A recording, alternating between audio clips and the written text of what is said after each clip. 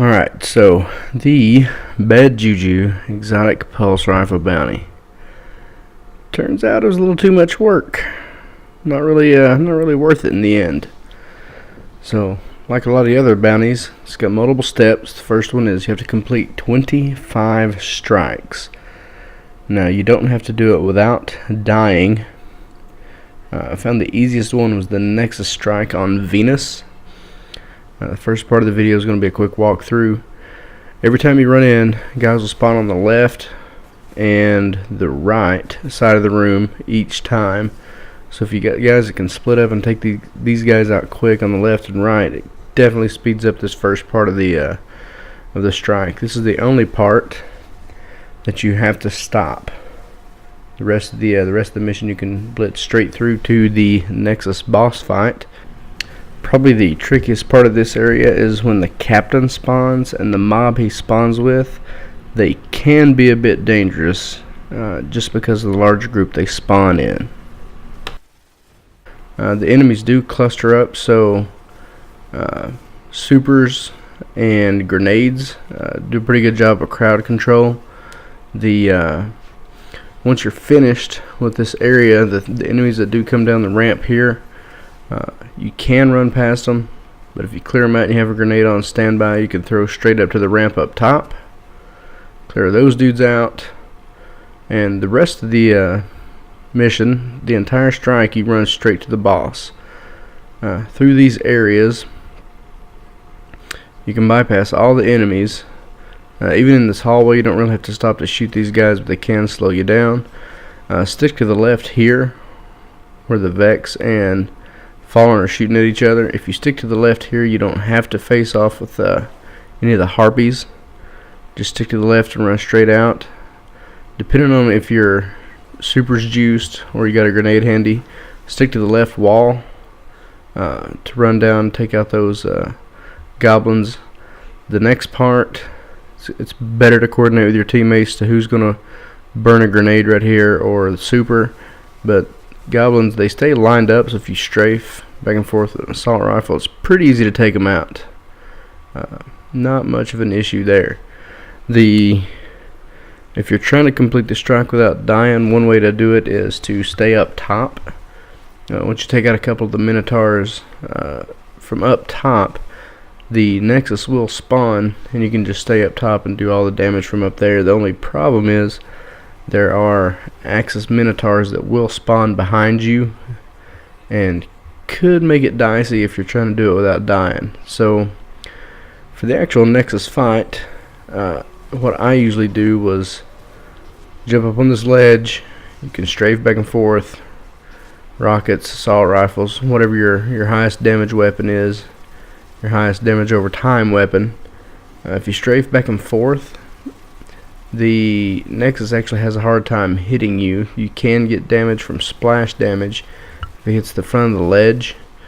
The failsafe, if you're having trouble strafe, back and forth, you might get hit. You can just drop down on the far left side of the ledge. You can fall straight back. There's another ledge you can duck down. The only way you'll take damage from that are the goblins, harpies, and minotaurs that may or may not spawn under the ledge that I'm currently standing on here. And that's pretty much it. It's a pretty easy boss fight. I jumped down this last fight. This was the very last Nexus strike that I had to complete. One of the guys, there's a couple random guys that I got matched up with, actually died. So I thought I'd be a bro, jump down and revive him just to see if I could get it done. It is possible to get a couple enemy-based goodies at the end of the fight. You can get the axiomatic beads or the polyphage at the end of the fight. It's also a decent area to get to try to get some Ingram drops. The problem is, if you leave a lot of the enemies on the floor and don't actually kill them before the boss goes away, there goes that opportunity for dropping some decently leveled enemies with potential. I've seen a lot of blues and greens.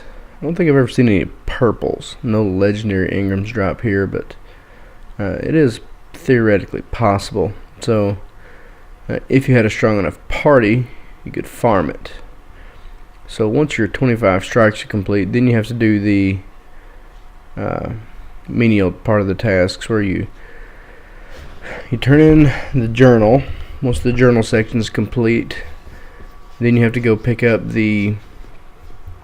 you have to go visit the gunsmith, and you have to go visit Jur, back and forth, to eventually get the casing and to charge it. Now, once you visit the gunsmith, go back and visit Jur, you will have to have at least one strange coin. I think I had 23 and was thinking about purchasing the exotic pulse rifle that he had for sale, but this quest was for an exotic pulse rifle, so did not bother. Went ahead and passed up on. I want to go ahead and complete the bounty, save the coins for later. So once you pick up the weapon frame, then you have to begin the task of charging it. One of the easier ones would be probably the super good advice heavy machine gun,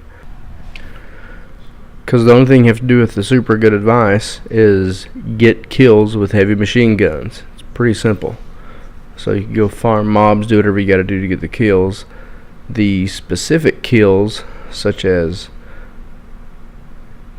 getting void damage kills in the Crucible, I've actually abandoned that quest a couple of times because I didn't have a good enough void damage weapon.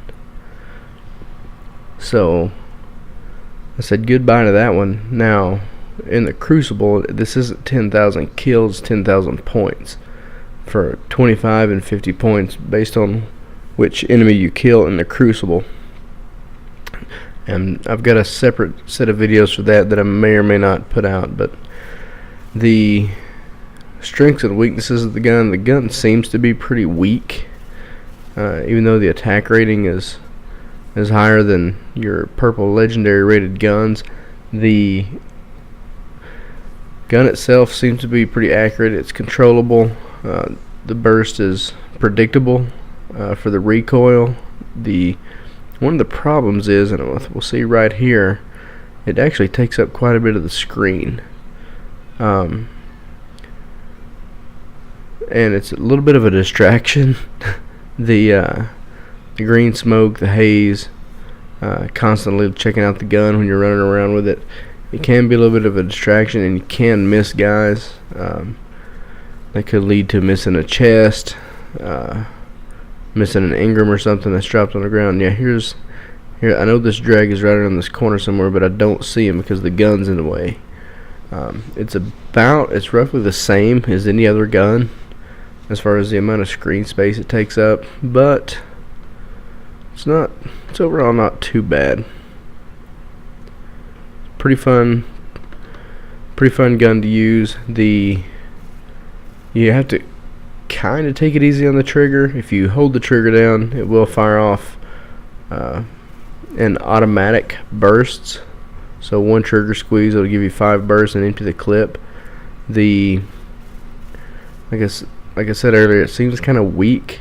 Even some of the crit shots I get on this Devil Walker here in a minute don't seem to be doing a whole lot of damage. Rumor from Bungie is it's going to be buffed at some point in the future. At least I hope so, because it took a long time to work through this bounty to get this silly gun, and it seems to be kind of weak.